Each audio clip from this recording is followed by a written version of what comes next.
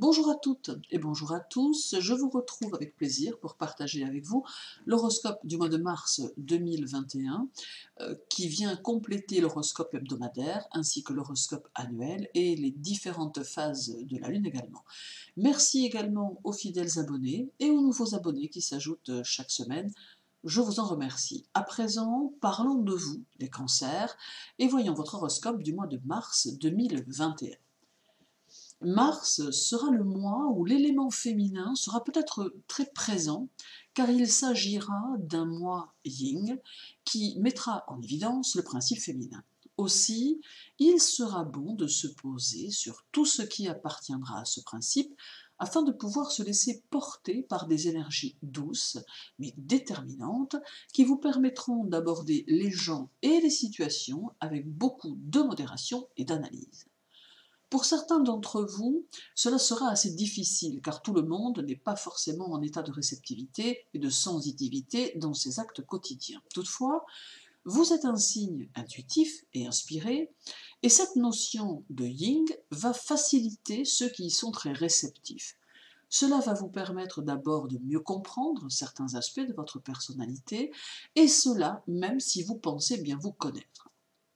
D'autre part, cela va vous permettre également de nourrir de nouvelles émotions intérieures qui vont alimenter votre vie émotionnelle et vous donner le moyen de combler ce qui pourrait à certains moments faire défaut.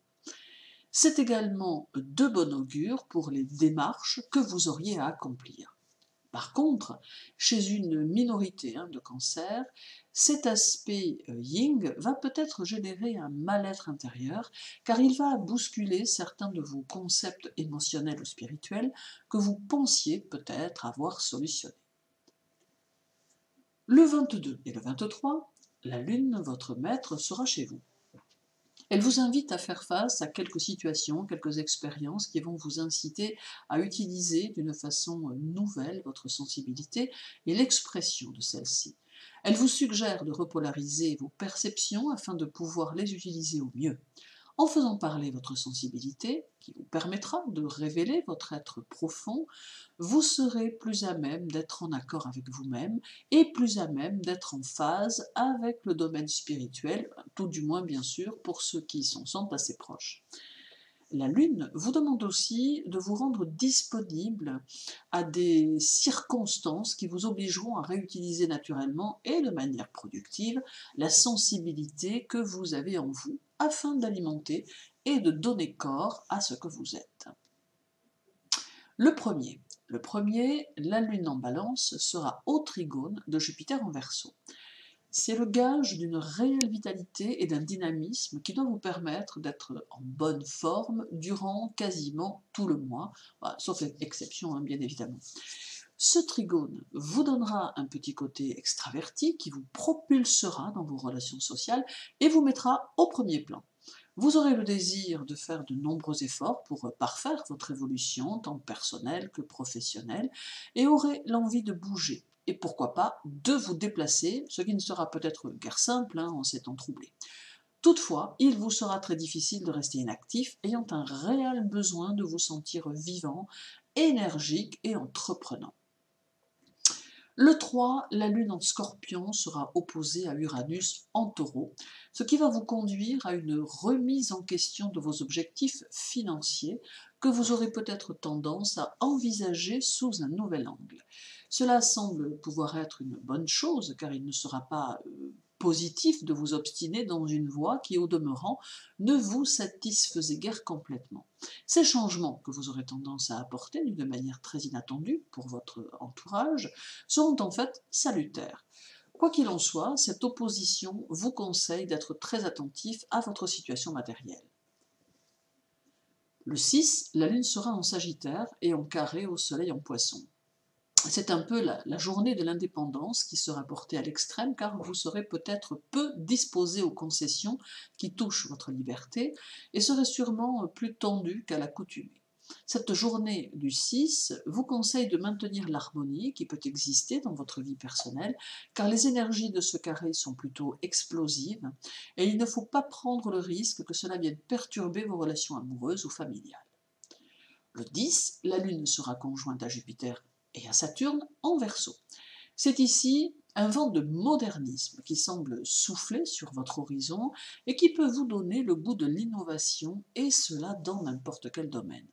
Votre faculté d'adaptation reste aussi votre atout, car elle vous permettra de faire corps avec les situations, de ne pas aller à contre-courant, afin de pouvoir vous modeler aux circonstances qui accompagnent le plus souvent les événements. Le 11, la Lune sera conjointe à Mercure en Verseau. Vous êtes en général très imaginatif et cette conjonction va avoir tendance à vous offrir des idées de toutes sortes, parmi lesquelles il faudra faire le tri, bien sûr, mais parmi lesquelles aussi il y aura peut-être la bonne idée, celle qui peut vous aider à vous développer ou à développer votre travail ou vos objectifs. Cette influence Lune-Mercure apporte un léger courant de chance qui peut servir vos intentions. Le 13, la Lune sera conjointe à Neptune en Poisson. Alors, votre intuition et vos ressentis se verront grandement amplifiés et pourront même vous donner des intuitions puissantes susceptibles de vous guider. Mais la Lune et Neptune, jointes, peuvent aussi semer le trouble et le doute dans l'esprit de certains. Aussi, il semble important de faire preuve de prudence dans vos certitudes, afin de ne pas être induit en erreur par cette conjonction qui pousse aux erreurs de jugement et aux conclusions hâtives. Il faudra donc faire la différence entre vos intuitions et de faux pressentiments que cette conjonction produit, car elle est souvent synonyme de mirages subtils auxquels même les plus aguerris peuvent se laisser prendre. Le 13, la Lune en Bélier, cette fois, sera en sextile à Mars en Gémeaux. Beaucoup d'énergie découle de cet aspect et des positions de ces planètes. C'est une journée très active qui peut se profiler et qui peut être l'amorce d'une période durant laquelle vous aurez tendance à foncer, cherchant à évoluer et à trouver le bon chemin, celui qui peut vous conduire à votre réussite et à votre évolution. L'esprit d'entreprise vous guidera et vous saurez prendre les bonnes décisions au bon moment. Le 14, toujours, la Lune sera aussi en sextile à Saturne, lui toujours en Verseau. C'est de bon augure pour la santé, car vous saurez vous montrer prudent et prendrez grand soin de vous, vous permettant ainsi de récupérer si vous en avez besoin.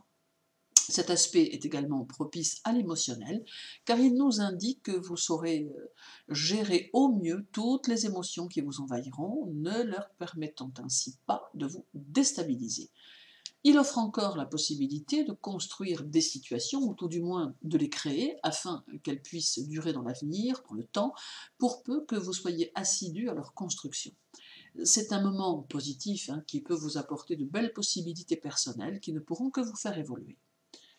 En somme, le mois de mars s'annonce comme étant plutôt favorable à votre évolution, avec la nécessité de faire preuve malgré tout de vigilance, mais durant lequel il peut y avoir de belles possibilités quant à vos objectifs et à votre avenir.